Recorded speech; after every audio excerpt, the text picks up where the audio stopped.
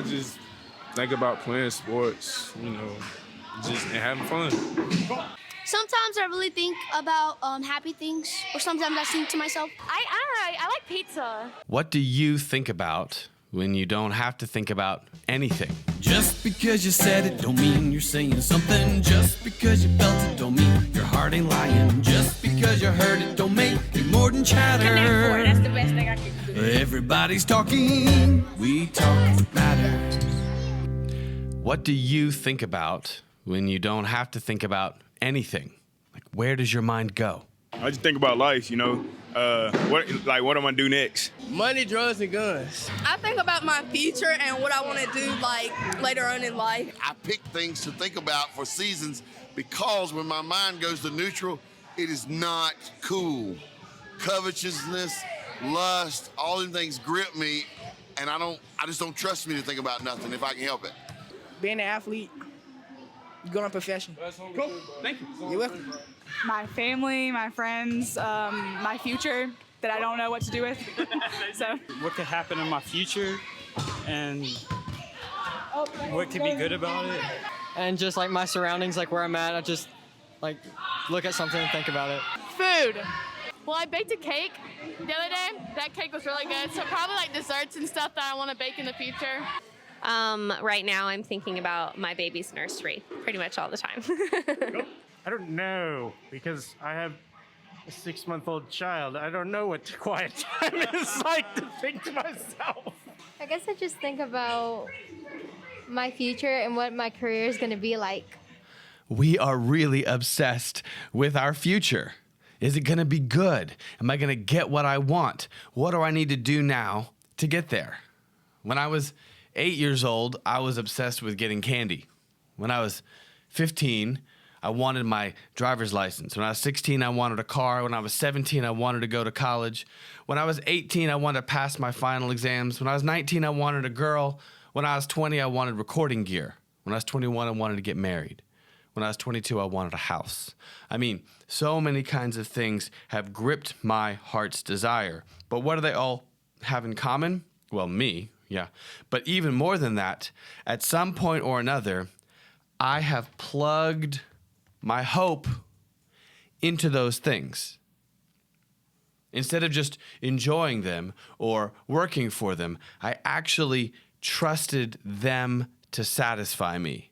I plugged my heart into a girl or a job or a college. And maybe this question, where does your mind go when you don't have to think about anything? Maybe that's a clue to you. What have you plugged your heart into? What have you plugged your hope into? Here's what Jesus says.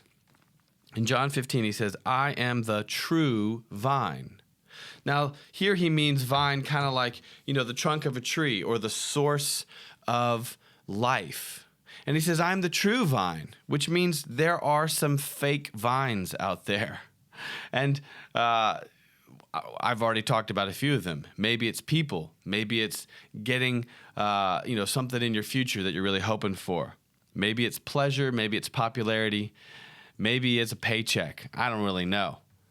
But there are some fake vines. There's some things in life that are good and enjoyable, but they're not the source, right? So if I plug my phone into this right here, that's what's going to feed life to the phone. And here's what Jesus says. This is crazy. In John 15, he says, just like a branch cannot bear fruit by itself unless it abides in me, in the vine, neither can you unless you abide in me. And later on he says, apart from me, you can do nothing.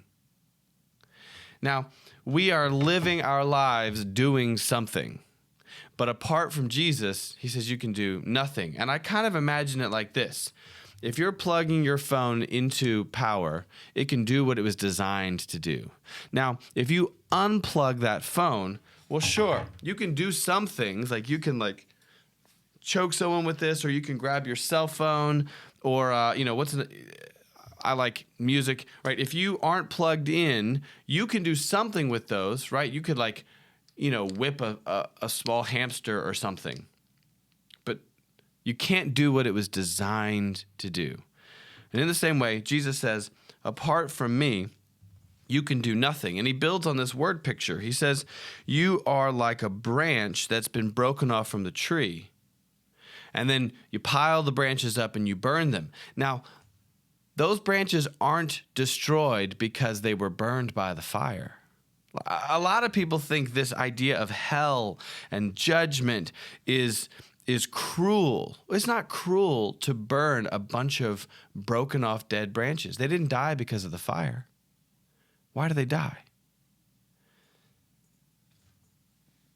They died because they weren't plugged in to the source of life. And that's what Jesus is saying.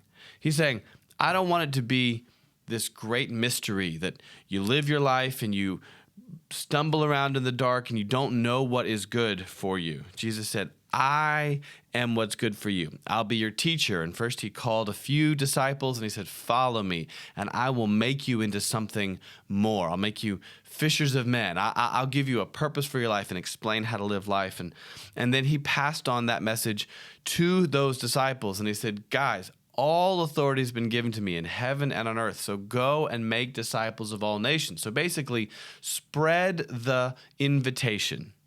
And the invitation is to come and follow me. Now, Jesus came in the flesh, so we don't have to wonder, what is God like? We can learn through the written testimony in Matthew, Mark, Luke, and John. We can learn what Jesus was like. And we can plug our heart and our hope into Jesus. What does that look like?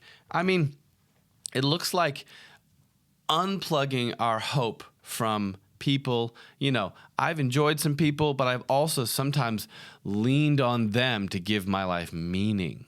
And I've been just destroyed if they didn't come through or they let me down. You know, or maybe your heart is plugged into your paycheck, and if something falls through with your job, I mean, you're just wrecked. Or maybe your hope is plugged into pleasure and you're feeding your appetite, and you know, maybe it's food or drink, or maybe it's some dangerous substances, or maybe it's just, you know, binge watching a TV show. Maybe it's scrolling social media. I don't really know what you've plugged your hope into, but these two questions, like, where do you go when your mind wanders? Like, what is it that you're already plugged into?